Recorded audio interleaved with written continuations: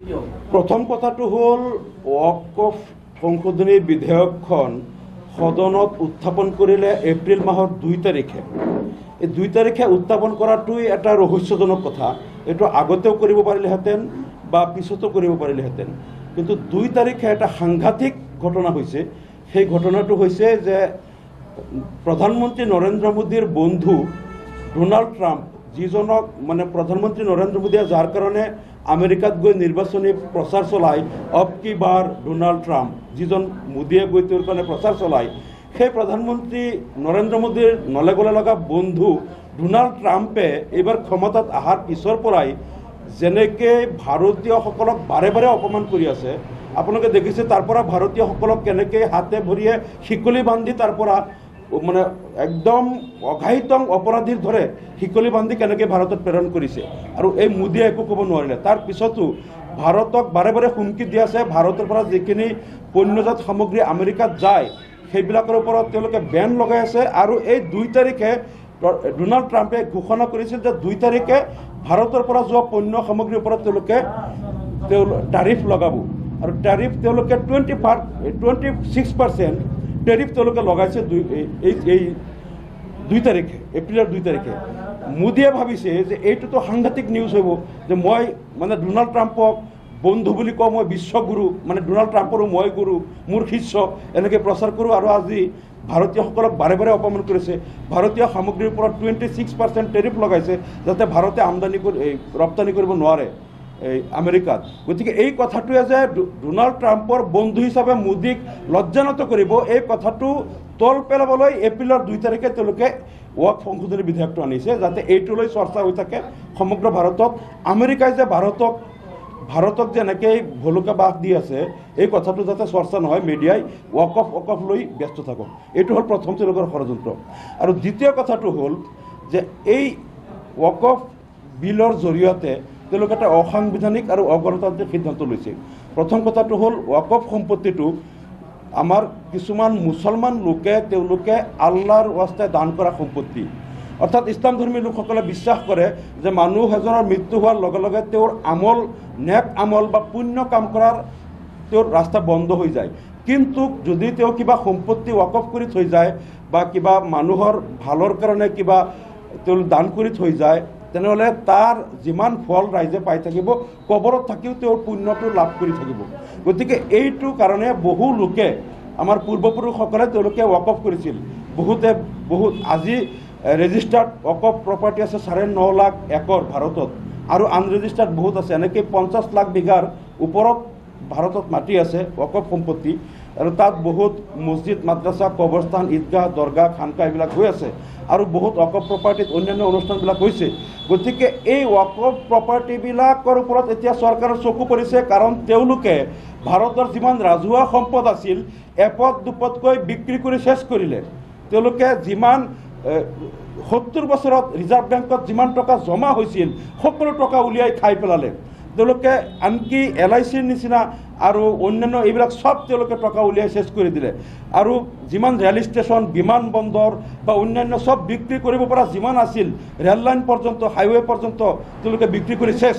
এতিয়া বিক্ৰী কৰিবলৈ কি আছে? এতিয়া আদানীয়ে দেখুৱাই দিছে প্ৰধানমন্ত্ৰী মোদীক যে এতিয়া আপোনালোকে আৰু এটা সম্পত্তি আছে, ওয়াকফ সম্পত্তিটো আপোনালোকে যদি কৌশলেৰে চৰকাৰীকৰণ কৰিব পাৰে, সেইবিলাক আকৌ মই কিনিব পাৰিম, বিক্ৰী কৰিব পাৰিম। একমাত্ৰ আদানীৰ হুকুমত, আদানীৰ নিৰ্দেশত, আদানীৰ ভিত্তৰ দৰে কাম কৰি এই চৰকাৰে এতিয়া ওয়াকফ সম্পত্তিবিলাক ষড়যন্ত্ৰমূলকভাৱে এতিয়া চৰকাৰীকৰণ কৰাৰ কাৰণে এই সংশোধনী বিধেয়ক আনিছে।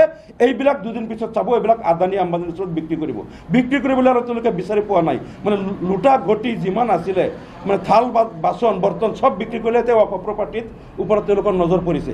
আৰু ইয়াতে চাওক, আৰু এটা বিতৰ্কিত কৰিছে যে ডিষ্ট্ৰিক্ট মেজিষ্ট্ৰেটক তেওঁলোকে এম্পাৱাৰ্ড কৰিছে। ওয়াকফ প্ৰপাৰ্টিতে ইচ্ছা কৰিলে ক্লাছ চেঞ্জ কৰি চৰকাৰীকৰণ কৰিব পাৰে। অৰ্থাৎ DC সকল তেওঁলোকৰ কৰ্মচাৰী, গতিকে DC সকলক তেওঁলোকৰ কথা মতে এনেকৈ ওয়াকফ প্ৰপাৰ্টিবিলাক চৰকাৰীকৰণ কৰিব, আৰু এইবিলাক হয়তো এই মোদীৰ বন্ধু আদানীহঁতক তেওঁলোকে এনেকৈ বিলাই দিব। আৰু ইয়াতে যিটো এই ওয়াকফ বৰ্ডত যিটো এতিয়া হিন্দু লোককো ইয়াত বাধ্যতামূলক সদস্য কৰাৰ কথা কোৱা হৈছে, এই কথাটোলৈ বহু হিন্দু লোকে কিন্তু সমৰ্থন কৰা নাই। বহু হিন্দু লোকে কৈছে যে আজি গুৰুদ্বাৰা প্ৰবন্ধক কমিটিত তাত সকলো শিখ ধৰ্মৰ লোক থাকে, অন্য ধৰ্মৰ লোক, কাৰণ শিখ ধৰ্মৰ ধৰ্মীয় অনুষ্ঠান, আজি ৰাম মন্দিৰ ন্যাস হওক বা যিমান দেৱোত্তৰ ভূমি আছে বা হিন্দু যিমান মন্দিৰ আছে তাত চব হিন্দু মানুহে থাকে, কোনো শিখ খ্ৰীষ্টান মুছলমান তাত সোমাব লাগে বুলি কোনেও কোৱা নাই, আৰু এইটো উচিতো নহয়, কাৰণ তেওঁলোকৰ ধৰ্মীয় অনুষ্ঠান তেওঁলোকেই চলাব। এনেকৈ শিখ ধৰ্মৰ যিবিলাক ন্যাস আছে এইবিলাক শিখ ধৰ্মৰ লোকেই তেওঁলোকে তাত থাকে, খ্ৰীষ্টানসকলে আছে, বৌদ্ধ ধৰ্মৰ যিবিলাক ন্যাস আছে তেওঁলোকেই চলায়। গতিকে ৱাক প্ৰপাৰ্টিবিলাক মুছলমানৰ ধৰ্মীয়ভাৱে দান কৰা সম্পত্তি, গতিকে ইয়াত মুছলমানসকলেই চলাব লাগে। গতিকে এইটো বহুত হিন্দু লোকেও বিৰোধ কৰিছে যে এইটো একমাত্ৰ সংখ্যালঘু নিৰ্যাতন, আৰু ভাৰতৰ সংখ্যালঘুক তেওঁলোকে যিহেতু ৰাজনৈতিক আৰু অৰ্থনৈতিকভাৱে শক্তিহীন, গতিকে তেওঁলোকে বলপূৰ্বক দমন চলাইছে আৰু তেওঁলোকে ক্ষমতাৰ অপব্যৱহাৰ কৰিছে। এই সম্পূৰ্ণ কথাবিলাক মানে সংবিধান বিৰোধী, আমি ইয়াৰ তীব্ৰ বিৰোধিতা কৰিছোঁ, আৰু কোনো পধ্যে আমি এই বিলক সমৰ্থন নকৰোঁ। আমি সদায় এই বিলৰ বিৰোধিতা কৰি যাম। যেনেকৈ কৃষক বিল আদানীৰ স্বাৰ্থত তেওঁলোকে যিটো কৃষি বিল আনিছিল, পিছত কৃষকসকলে আন্দোলন কৰাৰ পিছত 700 কৃষক শ্বহীদ হোৱাৰ পিছত চৰকাৰে বাধ্য হৈ এই বিল প্ৰত্যাহাৰ কৰিব লগা হৈছে, তেনেকেই আমিও দাবী কৰিম যে এইটো আন্দোলন চলি যাব আৰু এই বিল চৰকাৰ প্ৰত্যাহাৰ কৰিব লাগিব। হয়, আমি এইটো আলোচনা কৰি আছোঁ।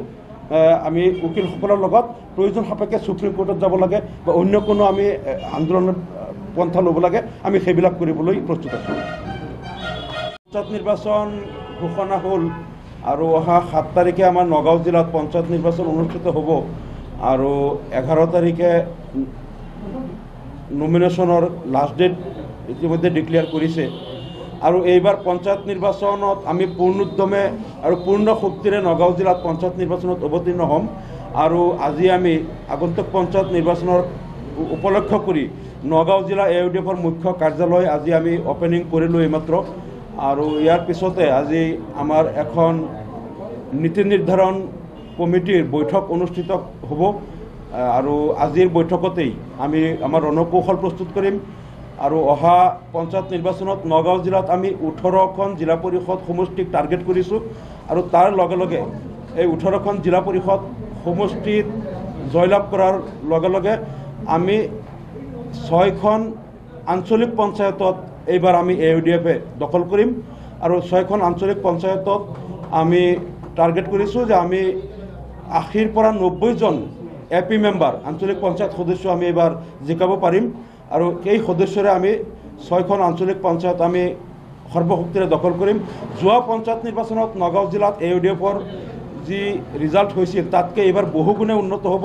ইতিমধ্যে আমাৰ শক্তিশালী জিলা কমিটি, কেন্দ্ৰীয় কমিটি আমাক এটা শক্তিশালী জিলা কমিটি দিছে, আৰু এই জিলা কমিটি দায়িত্বভাৰ লোৱাৰ পিছত যোৱা 10-15 বছৰত নগাঁও জিলাত যিটো সাংগঠনিক ভেটি আছিল তাতকৈ অধিক শক্তিশালী হৈছে এইবাৰ সাংগঠনিক ভেটি। আমাৰ ব্লক কমিটিবিলাক আৰু পঞ্চায়ত কমিটিবিলাক আমি ইতিমধ্যে পূৰ্ণ কৰিছোঁ। আমাৰ যিবিলাক উইংছ আছে, যুৱ মৰ্চা, মহিলা মৰ্চা আৰু ছাত্ৰ মৰ্চা, এই কমিটিবিলাক আমি সম্পূৰ্ণ কৰিছোঁ, আৰু এইবাৰ আমি সম্পূৰ্ণ প্ৰস্তুত। আৰু যোৱা পঞ্চায়ত নিৰ্বাচনতকৈ এইবাৰ আমি বহুত ভাল ফলাফল দেখুৱাম। আমি 18টা জিলা পৰিষদ সমষ্টি আৰু প্ৰায় 80-90 মান আমি পাম AP মেম্বাৰ, আৰু আমি 5ৰ পৰা 6খন আঞ্চলিক পঞ্চায়ত আমি দখল কৰিম। গতিকে আজিৰ পৰা আমাৰ অভিযান আৰম্ভ হ'ব। আজি আমি আনুষ্ঠানিকভাৱে নগাঁও জিলাত আমাৰ নিৰ্বাচনী যুদ্ধ আমি আৰম্ভ কৰিছোঁ এই মুখ্য কাৰ্যালয় অপেনিং কৰাৰ জৰিয়তে, আৰু আশা কৰিছোঁ যে অনাগত দিনত আমাৰ দলে এই পঞ্চায়ত নিৰ্বাচনৰ ফলাফলৰ পিছত আৰু অধিক শক্তিশালী হ'ব বুলি আমি আশাবাদী। গতিকে আমাৰ লগত আমাৰ জিলা কমিটিৰ সভাপতি মহোদয় আৰু কেন্দ্ৰীয় কমিটিৰ আমাৰ সাধাৰণ সম্পাদক মুখপাত্ৰ মহোদয় আছে, তেখেতসকলেও আমাৰ দলৰ যিটো আমাৰ ৰণকৌশল সম্পৰ্কে সামান্য আভাস আপোনালোকক দিব।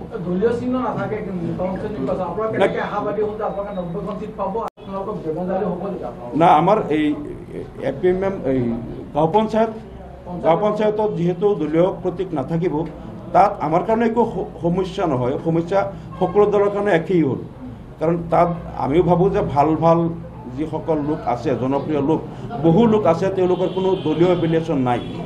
বহু ৰিটায়াৰ্ড টিচাৰ আছে বা সমাজকৰ্মী আছে, তেওঁলোকে কোনো দলীয় বেনাৰত যাব নোখোজে, তেওঁলোক কোনো দলত এক্টিভলি কাম নকৰে। গতিকে যেতিয়া দলীয় বেনাৰত নিৰ্বাচন হয় তেতিয়া সেই লোকসকলে কোনো এটা নিৰ্দিষ্ট দলৰ পৰা টিকেট ল'ব টান পায়, বা হয়তো তেওঁলোক যিহেতু কোনো দলত এক্টিভলি জড়িত নাথাকে, গতিকে সেই দলে হয়তো এই দলত কাম কৰি থকা তেনে কৰ্মীকেই টিকেট দিয়ে। গতিকে এজন ৰিটায়াৰ্ড টিচাৰ বা এজন যিজন কোনোদিন কোনো পলিটিকেল পাৰ্টিত এক্টিভ নহয়, সেই লোকজন হয়তো টিকেট নিবিচাৰে বা বিচাৰিলেও হয়তো দলৰ পৰা নাপায়। গতিকে এইবাৰ নিৰ্দলীয় হোৱাৰ কাৰণে এটা কথা ভাল হ'ল যে অন্ততঃ সেইসকল যিসকলৰ দলীয় কোনো আইডেণ্টিটি নাই, তেওঁলোক ভাল জনপ্ৰিয় মানুহ বা সমাজ সেৱক, তেওঁলোকে অন্ততঃ ইয়াত খেলিব পাৰিব। কিন্তু এটা সমস্যা আছে, সমস্যাটো হ'ল যিহেতু ডাইৰেক্ট পঞ্চায়ত প্ৰেচিডেণ্টৰ নিৰ্বাচনটো নহয়, ৱাৰ্ড সদস্যৰ পৰা সভাপতি হ'ব। গতিকে ৱাৰ্ড সদস্য 10জন নিৰ্বাচিত হোৱাৰ পিছত তাত হয়তো 2-3জন 4জনমান সভাপতিৰ দাবীদাৰ ওলাব।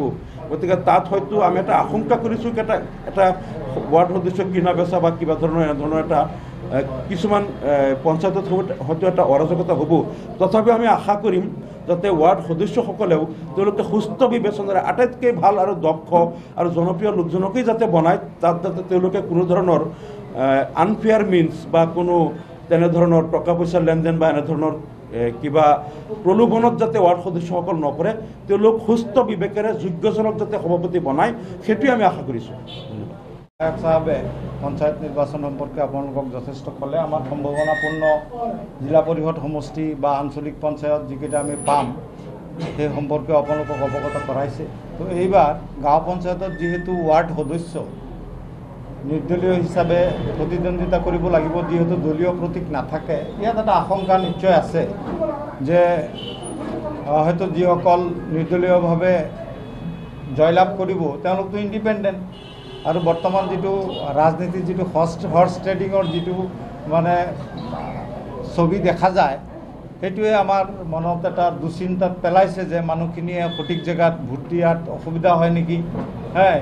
হৰ্চ ট্ৰেডিং বা টকা পইচা কিনা বেচা, ৰাজনৈতিক ক্ষমতা সাহসীয় দলৰ এটা প্ৰভাৱ তেনেকুৱা থাকিব পাৰে।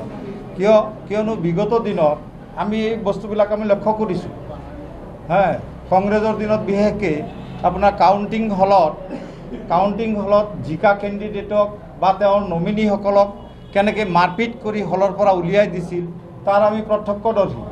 আমাৰ এটা বটদ্ৰৱা ব্লকতে আপোনাৰ দিনৰ পোহৰতে আপোনাৰ পুলিচ CRP আলফা চালফা লগাই এপি মেম্বাৰসকলক কিডনেপ কৰিছিল। প্ৰশাসনৰ ওচৰত বিচাৰ দিওঁতে এইটো সৰু ল'ৰা ছোৱালী নেকি সিহঁতক কিডনেপ কৰিছে। তেনেকুৱা বহুত ঘটনা হৈছে। আমি বহুত তেনেকুৱা ঘটনা দেখা পাইছোঁ। আমি আশা কৰিছোঁ তেনেকুৱা নহওক।